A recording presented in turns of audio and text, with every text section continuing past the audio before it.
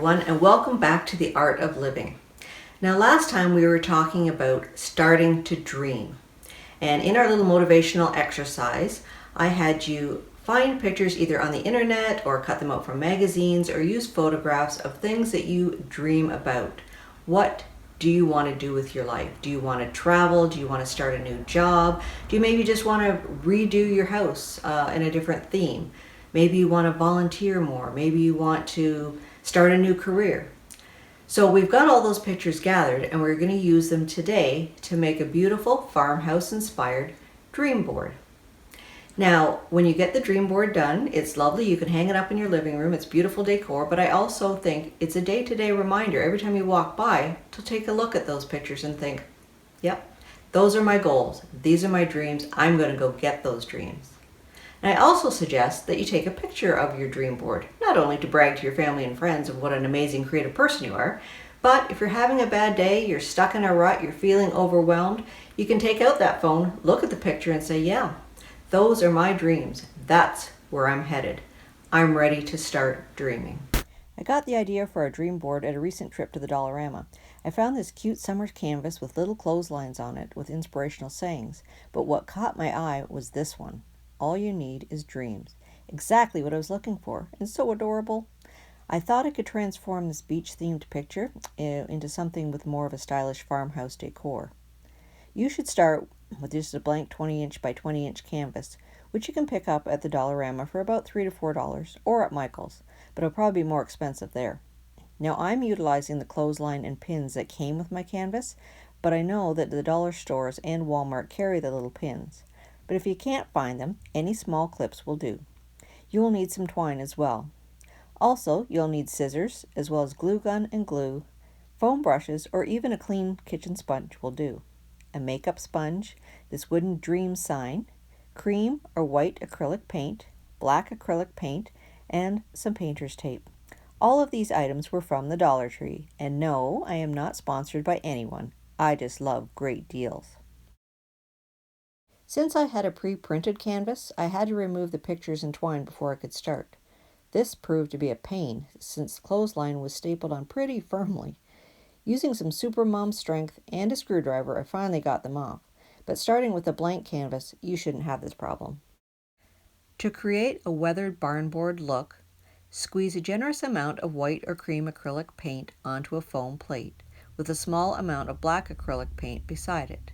Now, taking your slightly damp foam brush, cover the end of your foam brush with the white paint and gently dip just the corners of each side of the brush into the black. You don't want too much black or you'll end up with just a solid gray color. Now, practice on your plate by swiping your brush up and down, and then go back over top of your strokes.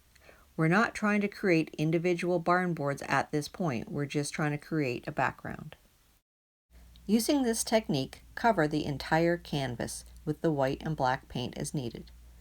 Now, before your paint dries, ensure that you always end with full continuous strokes from the top of the canvas to the bottom just to create a uniform background. Once you're done, you can dip a dry brush into just some white paint and go back over top of it in sections just to add a little bit more texture. But again, always go over this before it dries with your brush from top to bottom. Now, your canvas needs to be completely dry using a hairdryer before you proceed to this next step, or all of your hard work will be pulled off. Now we're going to create our actual barn boards. Decide how wide you want your first board and apply painter's tape from top to bottom down the length of your canvas. Continue this across, making sure your boards are about the same width, but they don't have to be exact. It is supposed to be rustic. Once you're finished, use your finger to firmly press down the tape onto the canvas so that the black paint won't bleed through.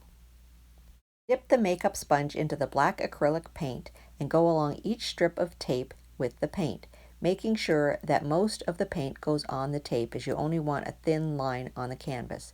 Make sure the canvas is completely dry with the hairdryer before proceeding.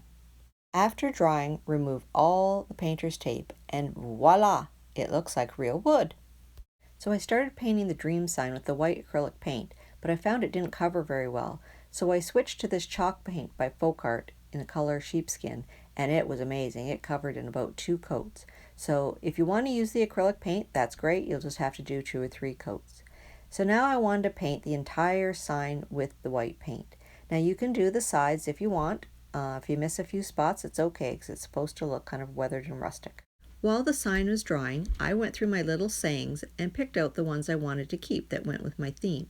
Now you'll have to use cardstock to glue your pictures on, and you can use all pictures, or you can print out some words and sayings from the internet and post those onto little cards as well. Next, flip your canvas over to make our clotheslines. Taking 2 strips of twine wider than the width of your canvas, slide the twine behind the canvas, bringing around each end and securing in place with your glue gun. Now, since your pictures are quite light, this should be sufficient, but if you really want to make sure, you can use the dreaded staple gun. Next, take your dream pictures that you saved from last time and glue them onto pieces of cardstock and attach them to your clothesline using your little clips. Now we're going to make some super cute twine flowers to decorate our board.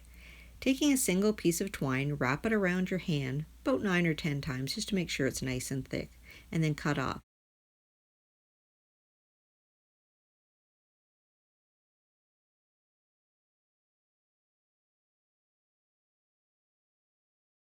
Repeat this 2 more times so that you have 3 petals.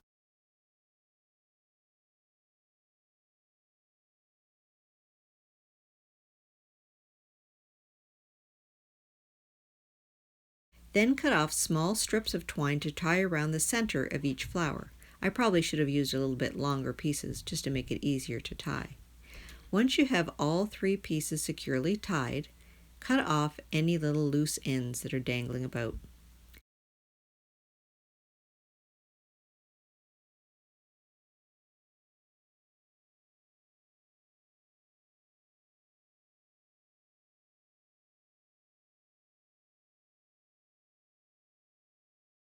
Then fluff out your petals of your flowers.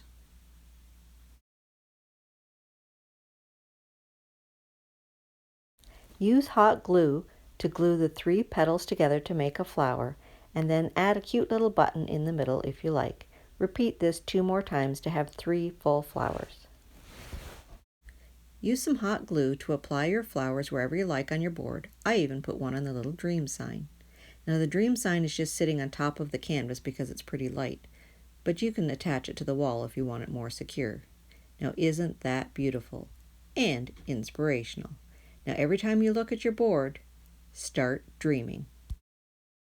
If you enjoyed this video, please give it a thumbs up and a great comment below. And if you haven't already, hit the red subscribe button as well as the bell icon to be notified when I upload a new video. See you next time on The Art of Living.